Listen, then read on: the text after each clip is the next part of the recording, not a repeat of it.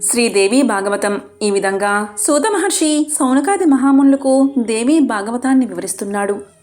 విక్రమోర్వశీయం. పురూరవుడు ప్రతిష్టానపురాన్ని ఏలుతున్నాడు. అతని పాలనలో ఆ రాజ్యం సుభిక్షంగా ఉంది. అఖండ గుణరాశి అపూర్వ పరాక్రమశాలి అయిన పురూరవుణ్ణి విక్రముడు అని పిలిచేవారు. ఈ పురూరవుణ్ణి గుణగణాలు పరాక్రమము విన్న దేవకాంత ఊర్వశి అతన్ని వలచింది. భూమికి వచ్చింది. అతన్ని తన భర్తగా వరించింది. పురూరవుడు ఆమె అందానికి అబ్బురపడ్డాడు. ఆ జగదేక సుందరి పొందు ముందు స్వర్గం బలాదూర్ అనుకున్నాడు. ఆమెను భార్యగా స్వీకరించాడు. అయితే ఊర్వశి అతనికి 3 షరతులు విధించింది. మొదటిది, ఆమె వద్ద ఉన్న 2 గొర్రె పిల్లల్ని జాగ్రత్తగా చూడాలి. రెండవది, రతి సాగించేటప్పుడు తప్ప మరెప్పుడూ అతను ఆమెకు నగ్నంగా కనబడకూడదు. మూడవది, ఆమె రోజు నెయ్యి తప్ప మరేమీ పుచ్చుకోదు. ఇతరులు తీసుకోమని ఆమెను బలవంతం చేయకూడదు. ఈ మూడిటిలో ఏ ఒక్క నియమం తప్పినా ఆమె అతన్ని విడిచి వెళ్ళిపోతుంది. ఆమె యందే మోహితుడైన పురూరవుడు ఆ షరతులకు ఒప్పుకొని ఆమెను స్వీకరించాడు. అనుభవించిన కొద్దీ ఆమె అందం పెరుగుతుంది. అతనిలో వాంఛ పెరుగుతుంది. ఇద్దరూ ఎంతో ఆనందంగా గడిపారు. ఇదిలా ఉండగా అవతల స్వర్గంలో ఇంద్రుడికి ఊర్వశి లేకపోవడం పెద్ద లోటుగా ఉంది.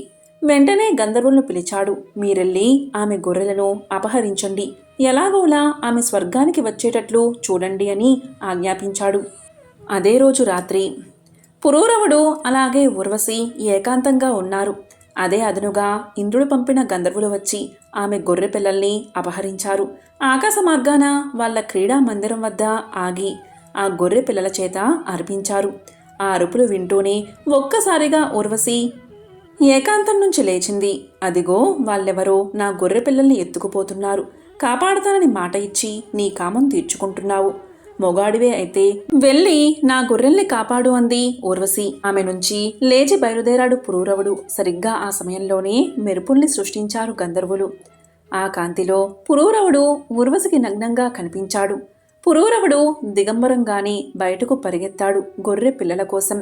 ఊర్వశి పెట్టిన 3 నియమాల్లోనూ 2 నియమాలు ఎప్పుడైతే భంగపడ్డాయో గంధర్వులు గొర్రె పిల్లల్ని అక్కడే వదిలేసి వెళ్ళిపోయారు. పురూరవుడు ఆ పిల్లల్ని తీసుకుని తిరిగి వచ్చాడు. అప్పటికే ఊర్వశి వెళ్ళిపోయింది. ఊర్వశి నిష్క్రమణతో పున్ముతుడైపోయాడు పురూరవుడు. ఊర్వశి లేని ఆ క్రీడామందిరంలో ఉండలేకపోయాడు. ఆమె లేని అంతఃపురంలో మసల్లేకపోయాడు. నగరంలో సంచరించలేకపోయాడు.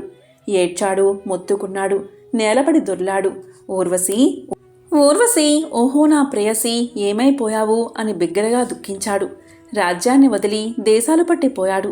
అలా తిరగ్గా కొన్నేళ్లకు కురుక్షేత్రంలో తారసిల్లింది ఊర్వశి అతనికి. ఆమెను పట్టుకుని ఏడ్చాడు. నువ్వు లేందే బతకలేను అన్నాడు. కరుణించమన్నాడు. కాళ్ల మీద పడ్డాడు. ఊర్వశి నవ్వింది. నవ్వుతూనే, మహారాజా, సాటి రాజులలో పెద్ద పులి వంటి వాడివి, కానీ మూర్ఖుడివి. నీ తెలివంతా ఏమైపోయింది? ఆడవాళ్ళని, దొంగలని ఎప్పుడూ నమ్మకూడదు.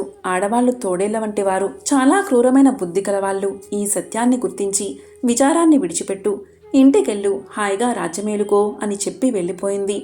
పురూరవుడు కుంగిపోయాడు. పట్టలేని బాధతో దుఃఖం పాలయ్యాడు. సంక్షిప్తంగా ఇది పురూరవుడి ప్రేమ కథ.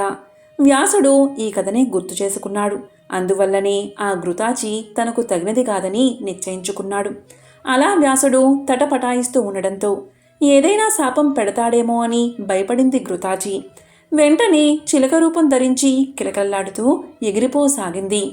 అసలే ఆమె అందం పట్ల కామాతురుడై ఉన్న ఋషి ఆమె చిలకగా మారిపోవడంతో మరింత చలించిపోయాడు. తనను తాను అదుపులో ఉంచలేకపోయాడు. అగ్ని కోసం మదిస్తున్న అరణిలోనే రేతస్థలనం జరిగిపోయింది. అది గమనించకుండానే అరణి మదిస్తున్నాడు వ్యాసుడు.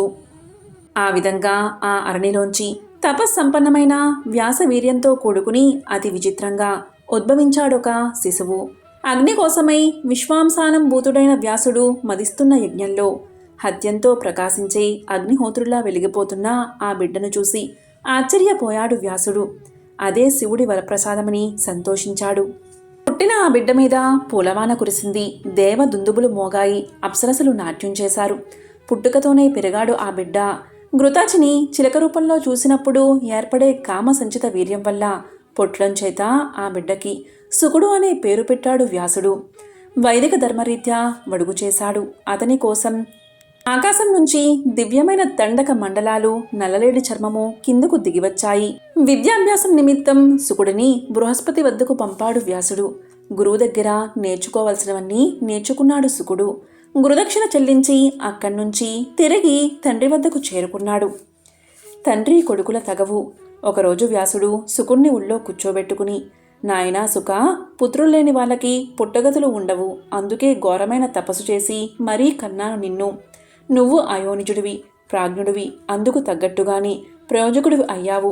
వేదాలు ధర్మశాస్త్రాలు క్షుణ్ణంగా నేర్చుకున్నావు. బ్రహ్మచర్యాశ్రమం పూర్తి చేశావు. ఇక నీ మనసుకు నచ్చిన కన్యను వరించి గృహస్థ ఆశ్రమం స్వీకరించు. పెళ్లి చేసుకుని దేవయజ్ఞం పితృయజ్ఞం నిర్వర్తించు అని చెప్పాడు. ఆ మాటలు శుకుడికి నచ్చలేదు. అందుకే, తండ్రి, ధర్మం తెలిసినవాడివి, నువ్వెలా చెబుతున్నావేమిటి? నాకు తత్వజ్ఞానాన్ని ఉపదేశించు, శిరసా వహిస్తాను అన్నాడు. ఆశ్చర్యపడ్డాడు వ్యాసుడు. అదేమిట్రా అబ్బాయ్, అలా అంటావు? 100 ఏళ్ళు తపస్సు చేసి కన్నాను నిన్ను. ముద్దు ముచ్చట్లు చూసుకోవాలని ఉండదా నాకు? అంతో ఇంతో పలుకుబడి ఉన్న వ్యక్తినే కదా. పైగా ఇప్పటిదాకా ఎవరినీ ఏమీ అడిగి ఎరగను. ఏ రాజుకు కబురెట్టినా కావలసినంత ధనము సమకూరుస్తారు.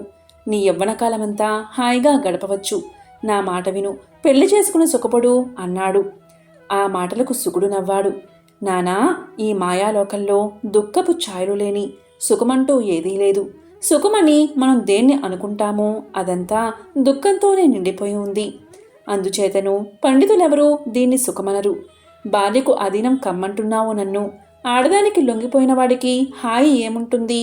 కర్రతోటో లోహితోటో తయారైన ఎటువంటి సంఖ్యలతో బంధించినప్పటికీ కూడా కావాలనుకుంటే పురుషుడు బంధ విముక్తుడు కాగలడు. కానీ ఆడబిడ్డల బంధంలో పడ్డవారికి విముక్తి అనేదే లేదు. నానా, ఆడదాని శరీరం కూడా ఇతర దేహాలలాగే మలమూత్ర సంపర్కం వల్ల పుట్టిందే కదా. అది తెలిసిన వాడెవడు ప్రేమిస్తారు. ఆ ఆడ శరీరాన్ని ప్రేమించిన ఏం హాయి కలుగుతుంది? ఒక మాట చెబుతాను విను. నేను అయోనిజుణ్ణి. నాకు యోని పట్ల వాంచలేదు. మున్ముందు కూడా ఏదో యోనిలో జన్మించాలి అనే ఆశ లేదు. అద్భుతమైన ఆత్మసుఖాన్ని పరిత్యజించి నీచమైన యోని సుఖాన్ని కోరుకోలేను. నాకీ విషయవాంఛలు రుచించవు. అందుచేత ఓ జన్మదాత, నన్ను పెళ్లి చేసుకోమని ప్రేరేపించకు. అసలు నువ్వే కాదు, నా విద్యా గురువైన బృహస్పతి అంతే. సంసార సాగరంలో కొట్టుమిట్టాడుతున్నాడు. అవిద్యతో కూడుకున్నవాడు పరులకేం చెబుతాడు విద్యని?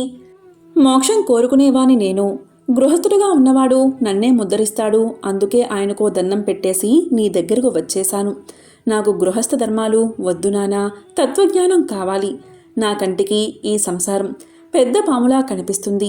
దీన్ని తలుచుకుంటేనే భయం కలుగుతుంది. ఈ లోకంలో తత్వ విచారం ఒకటే సుఖం కలిగిస్తుంది. వేదాలు శాస్త్రాలు చదివి కూడా సంసార సుఖాల కోసం తాపత్రయపడేవాళ్ళు మహామూఢులు. వాళ్ళని కుక్కల కన్నా, గాడిదల కన్నా, చివరికి పందుల కన్నా నీచులు అండంలో తప్పేమీ లేదు. అత్యంత దుర్లభమైనది కదా నానా ఈ మానవ జన్మ. ఈ పుట్టుక పుట్టినందుకు కాను. వేదాంగాలు చదివి ఇంకా సంసార బంధంలో ఇరుక్కుంటే ఇక బంధ విముక్తుడు కాగలవాడెవడు? మాయామయమైన సత్వరజతమో గుణాల బంధనాల్లో తగులుకోనేవాడే పండితుడు. వాడే తెలివైనవాడు. సంసార బంధనాల నుంచి మనిషిని తప్పించగలిగేదే నిజమైన చదువు. గ్రహించి బంధిస్తుంది కనుకనే ఇటువంటి గృహము అన్నారు. బందీఖానాలో సుఖమెలా ఉంటుంది? పండితులు కానివాళ్ళు మాత్రమే ఆ సంసారంలో చిక్కుపడాలి. కానీ పండితులెవరూ అందులో ఇరుక్కోరు అని చెప్పాడు శుకుడు. ఈ విధంగా శ్రీదేవి భాగవతాన్ని సూతుడు సౌనకాది మహామునులకు వినిపిస్తున్నాడు. శ్రీదేవి భాగవతము. ఓం శ్రీ మాత్రే నమః.